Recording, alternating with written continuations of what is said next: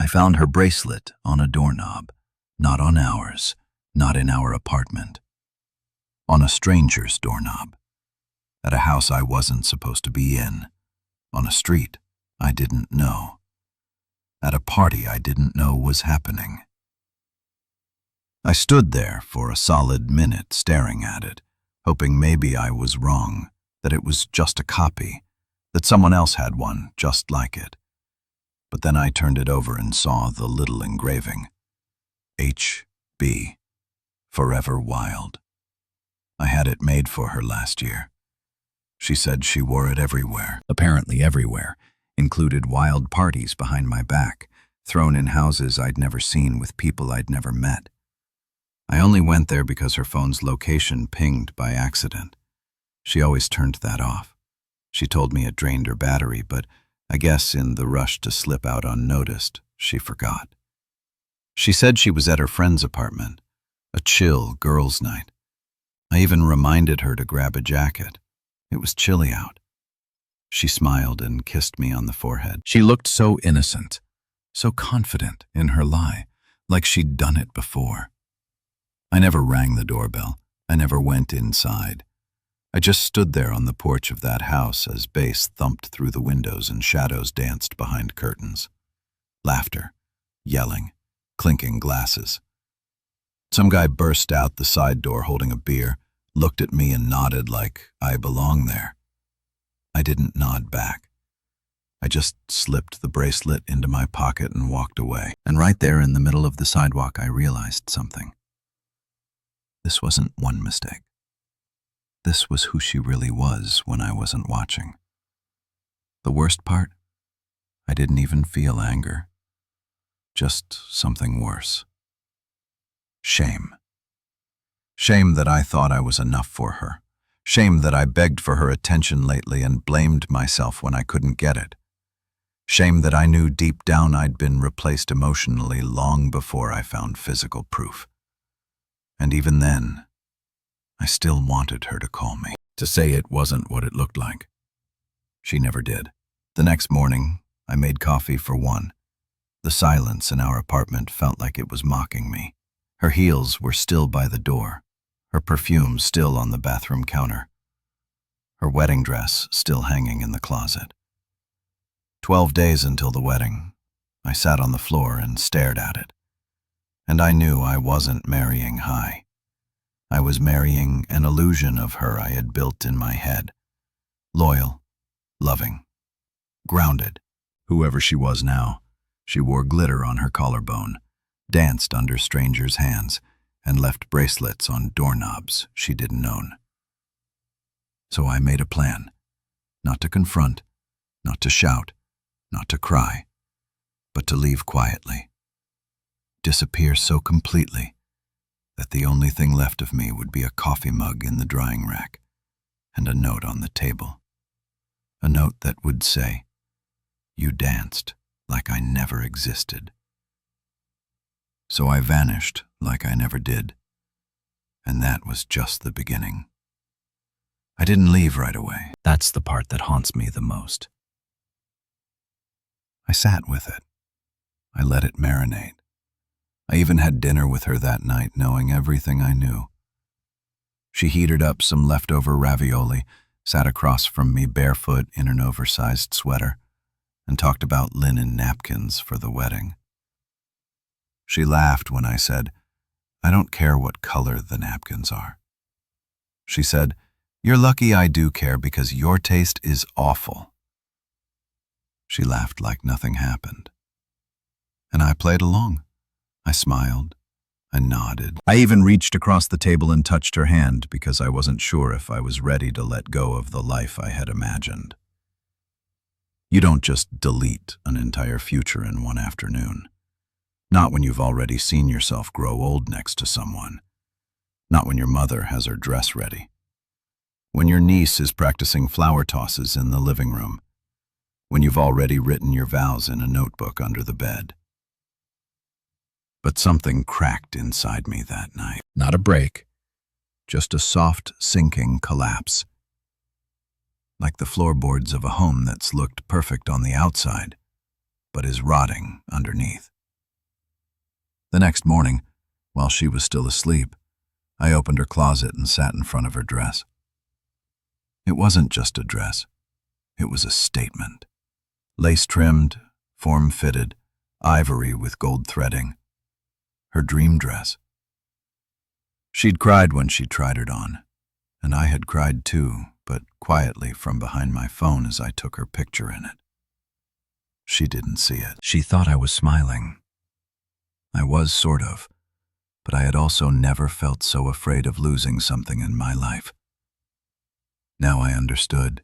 You can't lose something that was never really yours. I opened my laptop and began canceling things.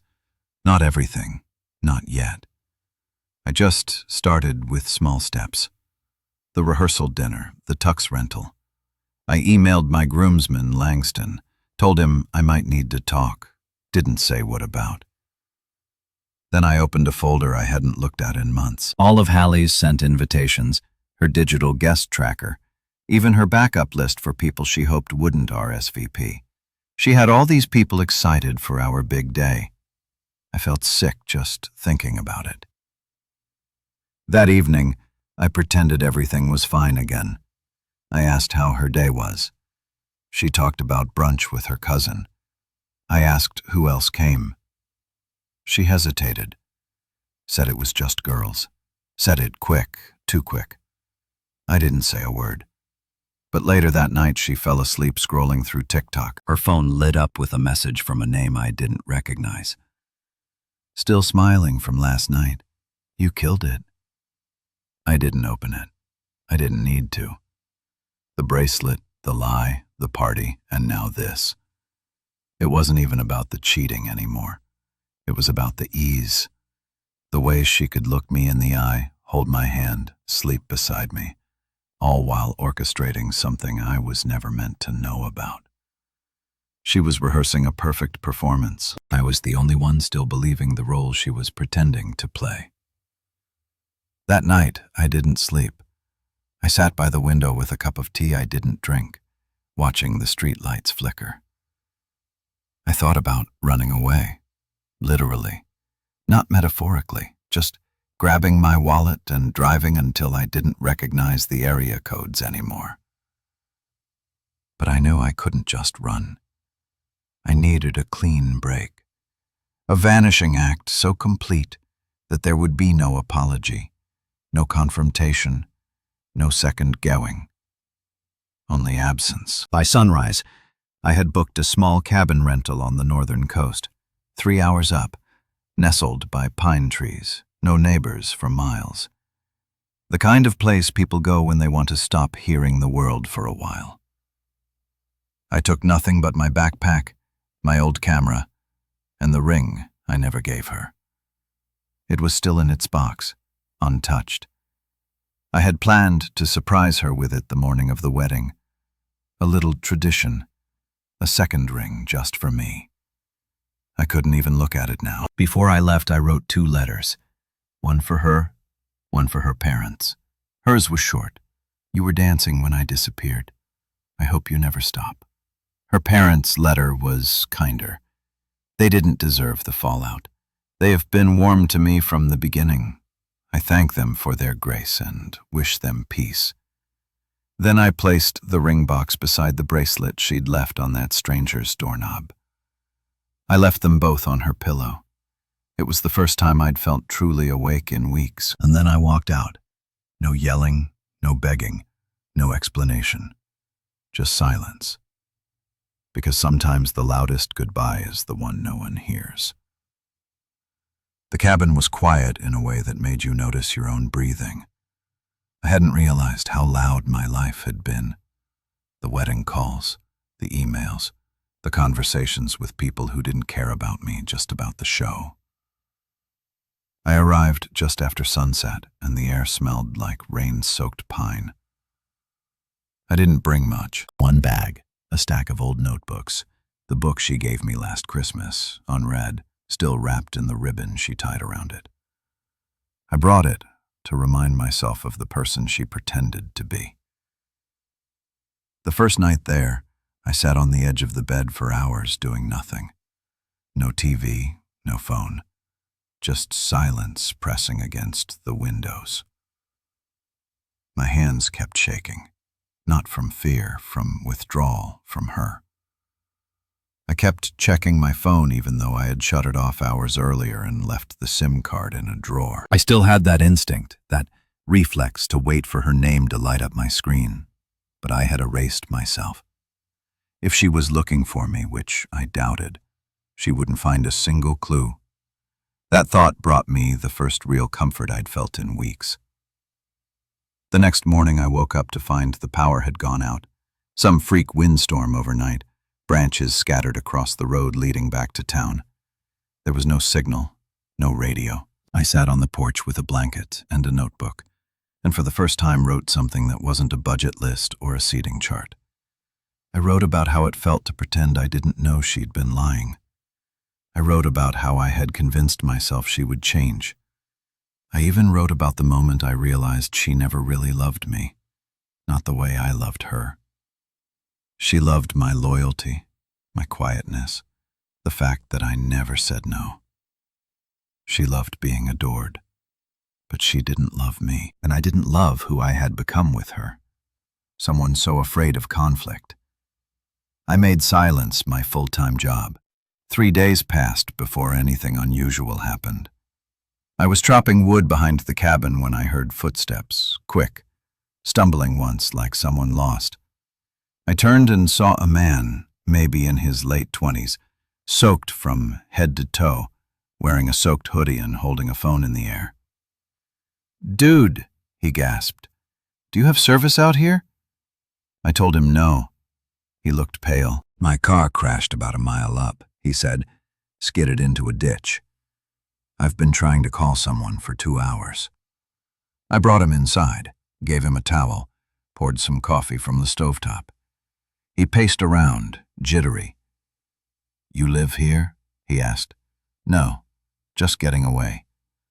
"From what?" I hesitated. "A wedding?" I said finally. "That isn't happening."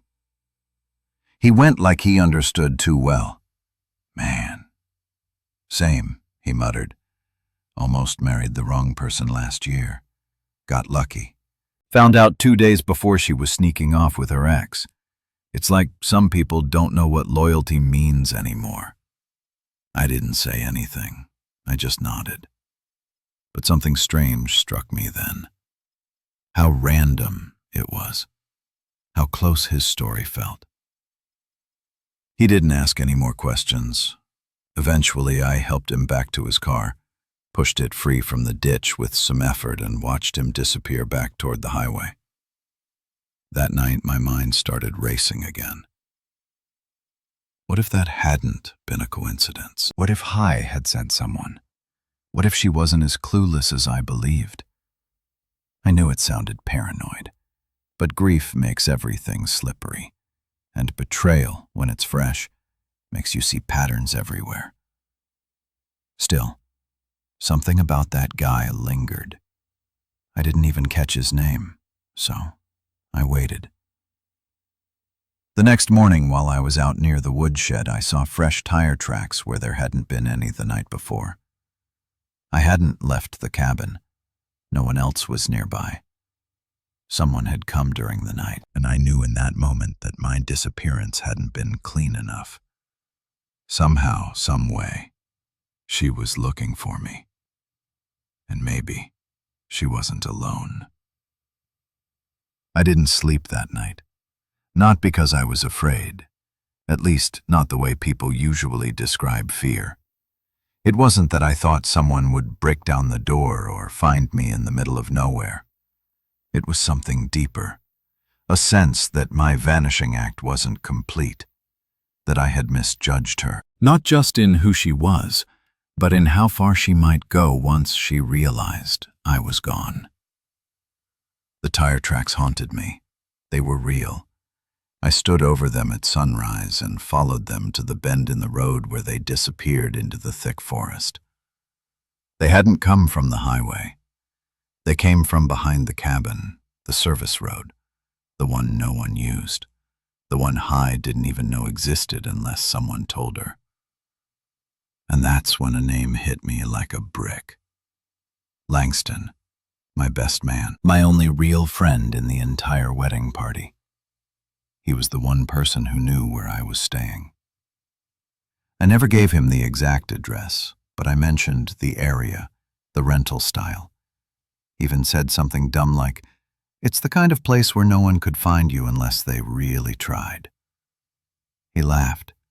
He said he envied the idea. What if he told her, not out of betrayal necessarily? Maybe she reached out. Maybe she cried. Maybe she spun some story about me having a breakdown. Maybe he just wanted to help. But now I wasn't sure I trusted anyone. I drove into the nearest town, a small coastal stretch where everything looked like it had been forgotten in the 1970s.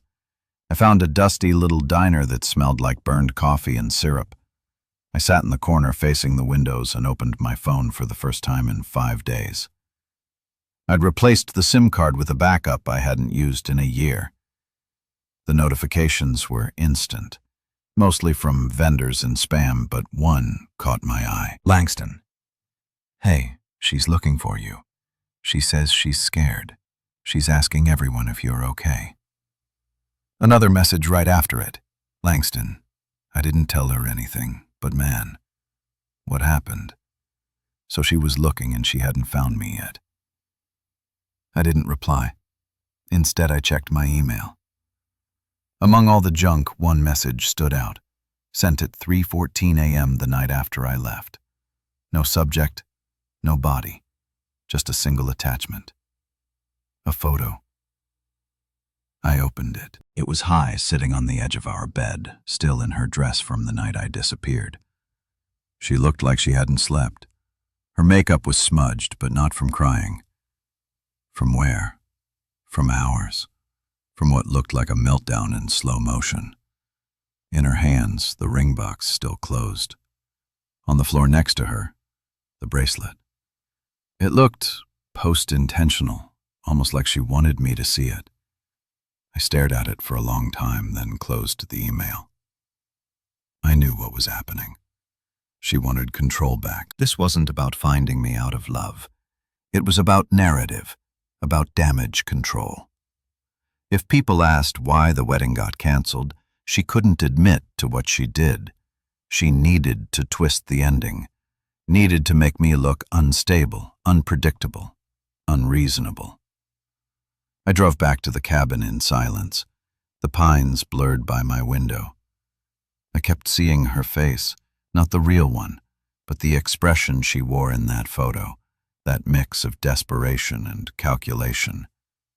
Hy never lost control without a reason, and if she had lost it, it meant things were slipping faster than she could manage. That night I stayed up again, waiting by the window, and just after midnight, headlights appeared through the trees. They didn't come down the driveway. They parked at a distance, stayed there. I turned off all the lights, waited. 10 minutes passed. Then the car backed out. Gone. I stood there, heart pounding, not knowing whether it was her or someone else sitting in her place. But now I was certain. She hadn't just noticed I was gone. She was hunting for me. And I had no idea what her next move would be. The next morning I left before sunrise and drove 3 towns over. I paid cash for a burner phone at a gas station that doubled as a bait shop. There was a dusty vending machine outside with faded stickers on the glass and one working row of potato chips. It felt like I was in a different decade. That's what I wanted. Something forgettable. Somewhere no one would bother tracking. I activated the burner using a random birthday and a zip code from a state I'd never lived in. I didn't want to be paranoid, but the more I thought about how carefully Haley had managed every detail of our lives, our social image, our guest list, her curated feeds, the more I realized how dangerous losing control might feel to someone like her. If she couldn't fix it, she'd rewrite it. If she couldn't rewrite it, she'd erase it. And if she couldn't erase it, Maybe she'd try to erase me. On my drive back, I noticed something in the rearview mirror. A black crossover SUV, too clean for this part of the state. It followed me for about 30 miles. Never close, never distant, just there. I took 3 wrong turns on purpose. It stayed with me. Then suddenly at a 4-way intersection, it vanished down a side road. Could have been nothing, but my gut didn't think so. When I got back to the cabin, I packed everything, not in a panic, in silence, precise, careful. I left no trace, wiped down surfaces, burned the old notes I had written. I left the book Hi gave me behind, neatly placed on the fireplace mantel. The ribbon she tied around it was still intact. It felt like a symbol now. When I no longer needed, I didn't go home. I didn't go to my parents' place. I didn't go anywhere anyone would think to look. I headed inland to an old property my grandfather used to own, deep in the woods near a lake with no name. The kind of place only family knew about, and barely even that. My name was still on the deed, but no one had touched it in over a decade. The driveway was half swallowed by nature. The house creaked and groaned like it was waking from a long sleep. It was perfect. I stayed there for 3 days. I didn't text, I didn't post. I didn't exist until Langston broke the silence again. He found the burner number. I don't know how. I still don't know how. Maybe I had slipped. Maybe someone saw me. Maybe I was never as invisible as I thought. His message was short.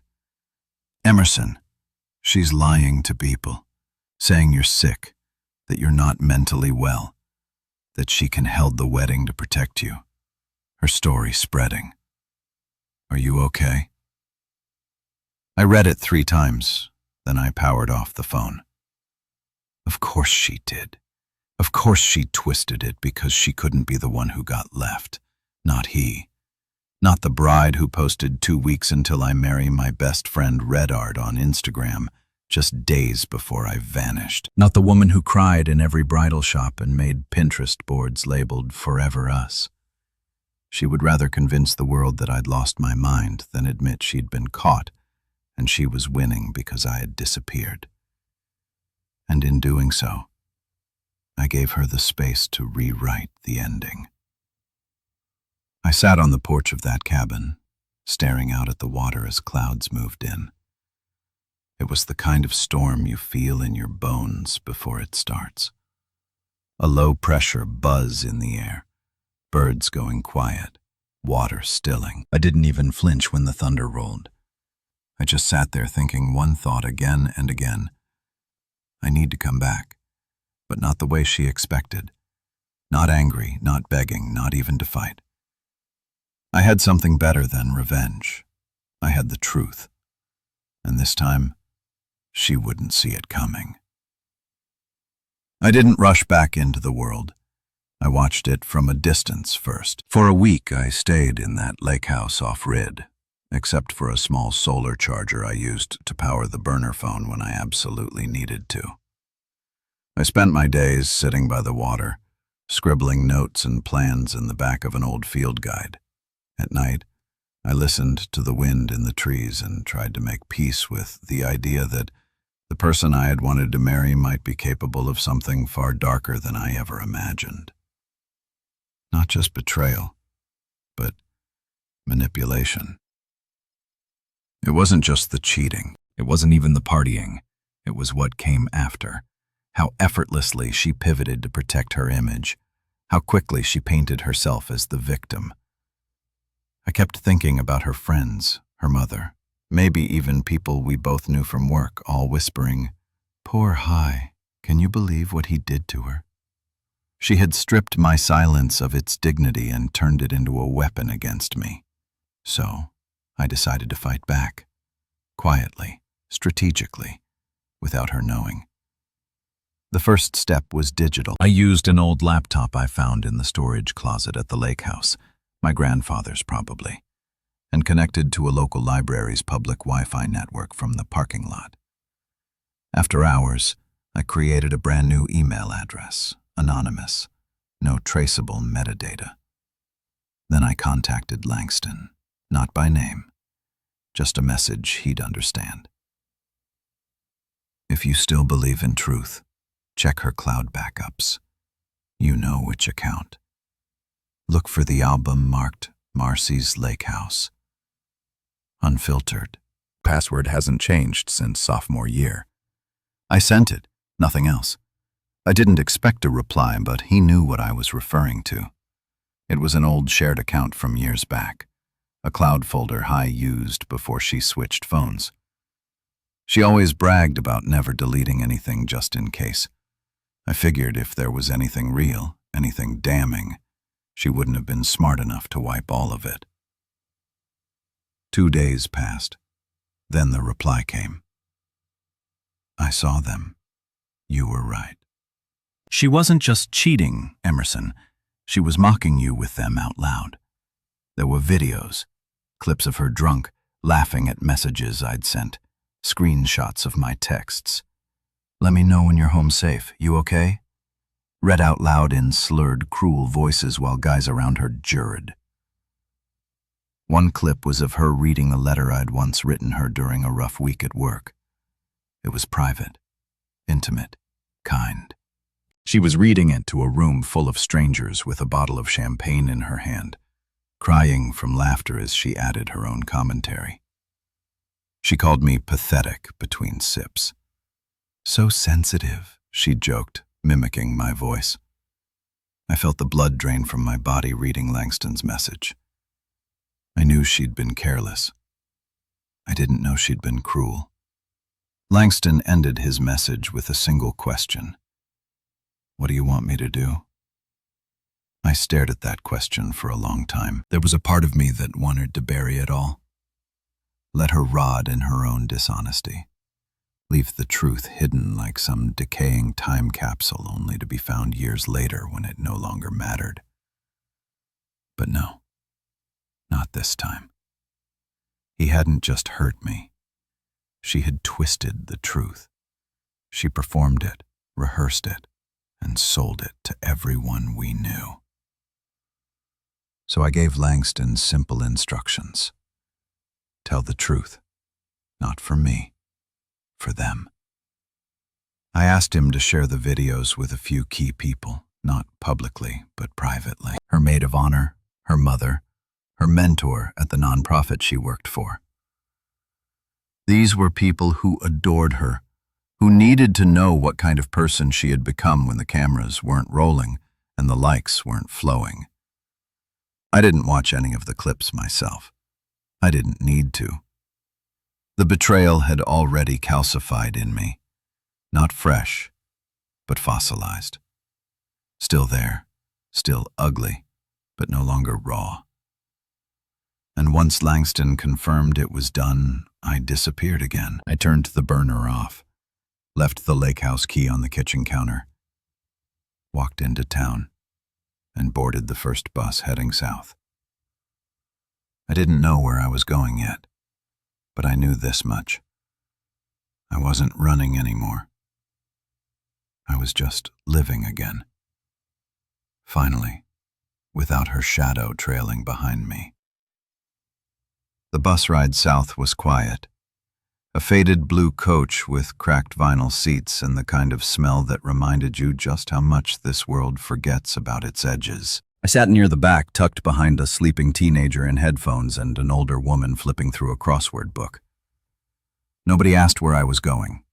That was the beauty of it. For the first time in weeks, maybe months, I wasn't the groom who vanished.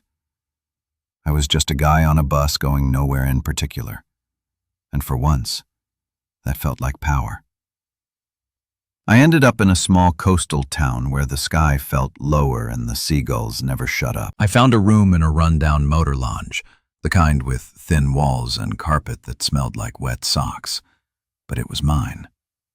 I paid in cash. The clerk didn't ask for ID. He didn't even flinch when I said I didn't need the Wi-Fi code.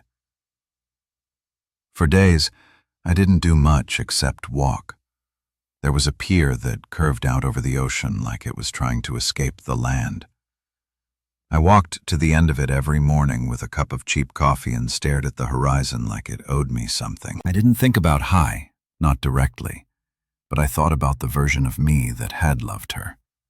That version was gone now, but he still lingered in pieces in the reflex to check my phone in the way I held my breath when I saw a car that looked like hers. It was during one of those morning walks that my peace finally cracked.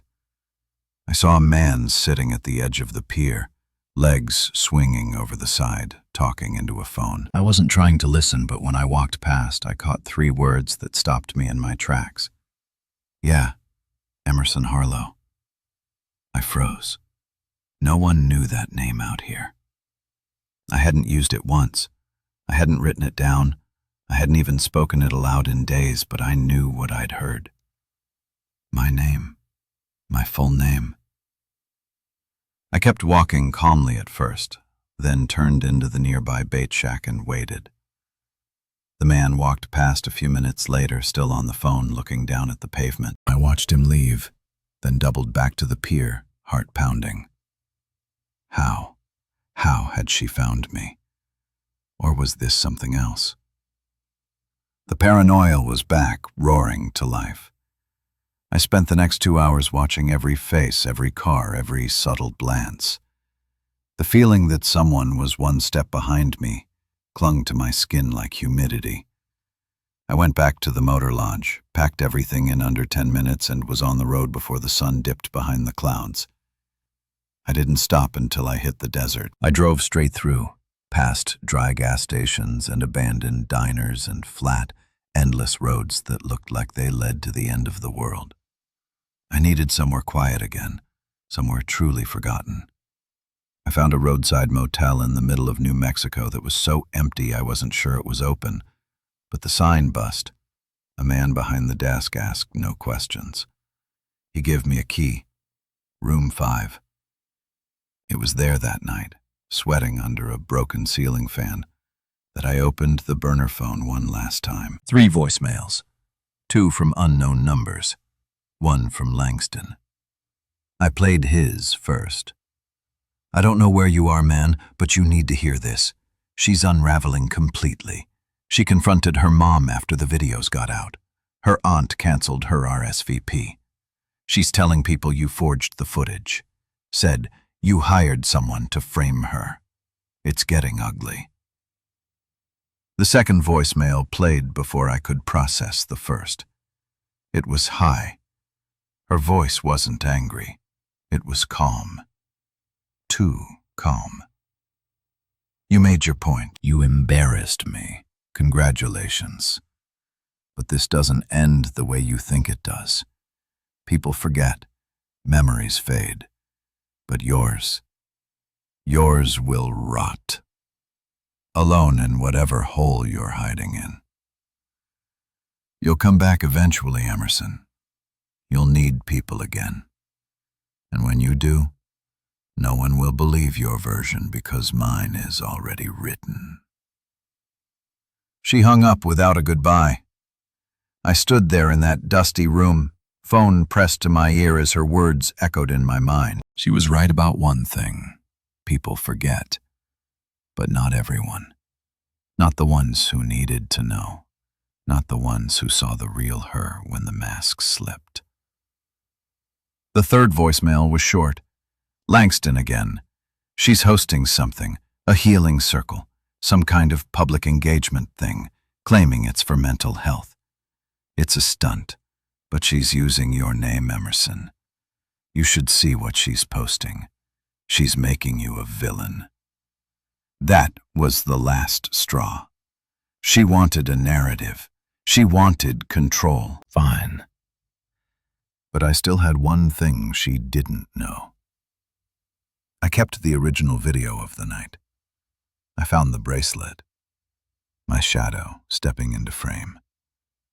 Her laughing. Not surprised, not guilty, just smug, like she thought I'd never leave. She was wrong. And now I was going to remind her some ghosts don't stay buried.